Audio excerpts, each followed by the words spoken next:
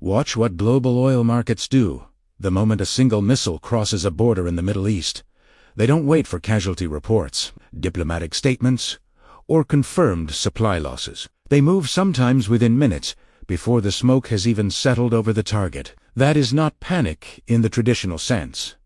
That is something far more precise and deliberate. It is a market calculating the future before the future has arrived, and that tells you everything. Oil is not simply a commodity traded by analysts behind glass towers in London and New York. It is the circulatory system of the modern global economy, and it responds to geopolitical stress like a living organism responds to threat. When the United States and Israel launched coordinated military strikes on Iran in late February 2026, energy markets didn't hesitate. Brent crude, the international benchmark governing prices from Singapore to Rotterdam, climbed sharply within hours of the first reports. By the time conflict escalation deepened and Strait of Hormuz traffic began to slow, crude was approaching $120. Markets were not reacting to oil that had already disappeared from the market. They were pricing oil that might disappear.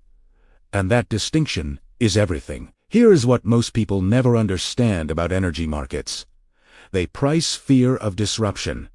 Not just actual disruption. A barrel does not need to go missing for prices to rise. The credible possibility alone is sufficient, and it always has been. To understand why that logic is so deeply embedded in energy markets, you need to go back 35 years. Because what is unfolding in the Persian Gulf right now is not without historical precedent. It is a pattern one the global energy system has lived through before in slightly different form, with different actors. On the 2nd of August, 1990, Saddam Hussein sent the Iraqi army across the border into Kuwait. The Kuwaiti capital fell within hours. By afternoon, oil markets on both sides of the Atlantic had already begun running their calculations.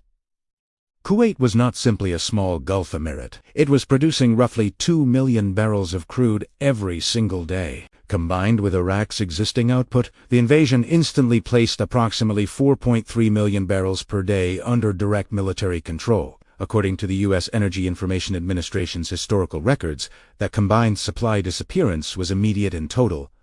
The market's response was sharp. In July 1990, crude oil was trading at approximately $17 per barrel. By mid-October, that number had reached $46, a near tripling of price in under 90 days. But the critical point was not simply the supply that had already been removed from the market. The market was also pricing what could happen next, specifically whether Iraq's forces would push south into Saudi Arabia. Saudi Arabia alone controlled a disproportionate share of global proven oil reserves and OPEC production capacity. That possibility, not yet reality, just possibility, was enough to send prices into a sustained premium spiral. This is the war premium, and it has governed oil market behavior in every major Gulf crisis since. The Persian Gulf's geography made the 1990 crisis as dangerous as it was, and that geography has not moved an inch. The entire northern Gulf region is accessible to global shipping through a single narrow maritime exit. That exit is the Strait of Hormuz,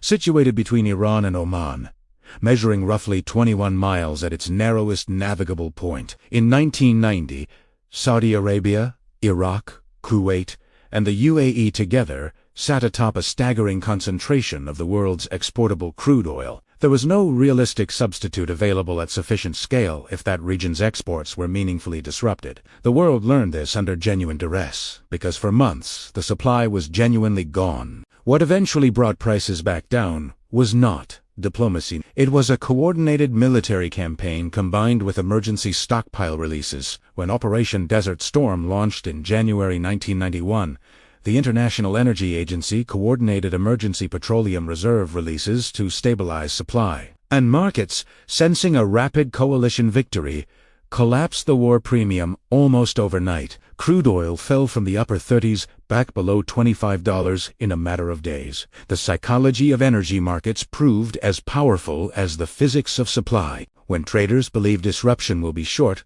prices fall. When they believe disruption will be prolonged, something else entirely happens. 35 years later, you are watching the same underlying market architecture under stress, with higher stakes on every dimension. The US-Israel strikes on Iran in late February 2026 targeted military infrastructure and triggered immediate Iranian retaliation across the Gulf region. The Strait of Hormuz, through which the EIA confirmed an average of 20 million barrels per day transited in 2024, became the flashpoint.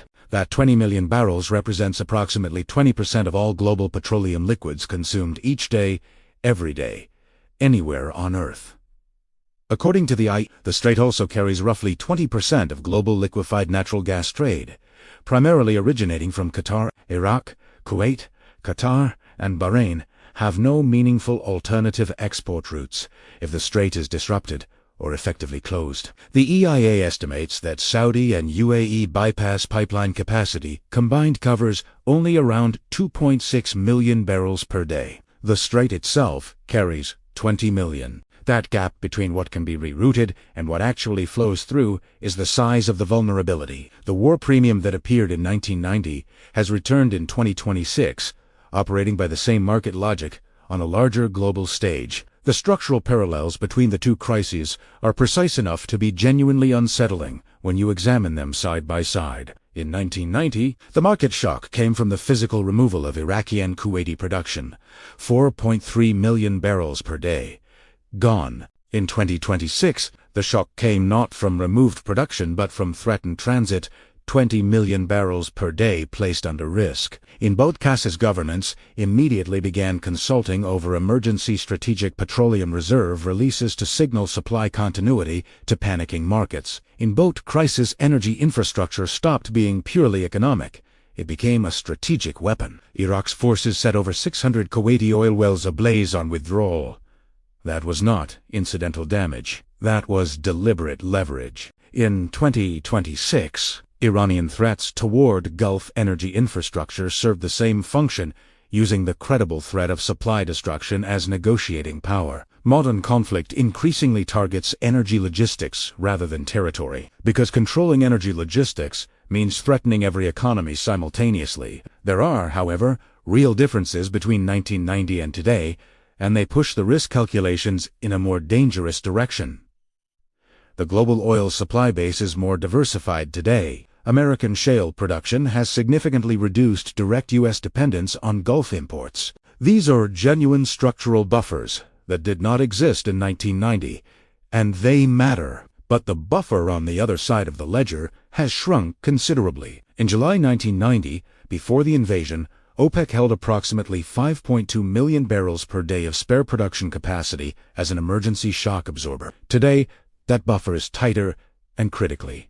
No spare capacity helps if the ships physically cannot move oil to market. Global oil demand has also grown from approximately 65 million barrels per day in 1992 over 103 million today. Any supply disruption now operates on a base nearly 60% larger, producing a proportionally larger economic multiplier effect across every connected industry: manufacturing, aviation, agriculture, global shipping. All of it runs on predictable oil at predictable prices, and all of it seizes when that breaks. Three scenarios sit in front of energy markets now, and each one leads to a fundamentally different global economic outcome. Rapid de-escalation returns prices below $100 quickly, mirroring how Desert Storm's early success collapsed the 1991 war premium almost overnight. A prolonged regional conflict sustains energy inflation globally, compressing growth in Asia, Europe, and every economy dependent on imported crude. A genuine extended disruption of Hormuz transit pushes prices toward levels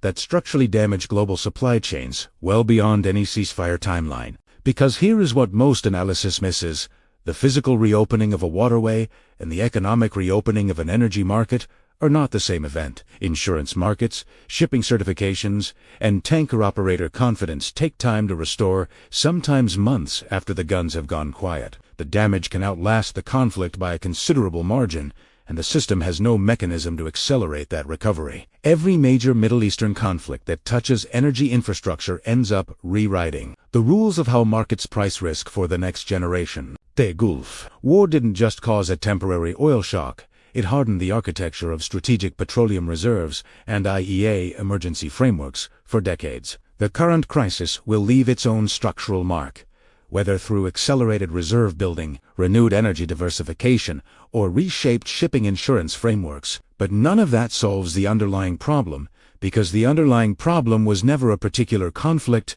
or a particular set of actors. It was the architecture itself. The modern global economy routed 1/5 of its daily energy supply through a 21-mile passage bordered by a country with strong incentives to threaten it. That was not an accident. It was the accumulated consequence of decades of choices by producers, consumers, financiers, and governments who found it cheaper to build the system that way. The Gulf War was a warning.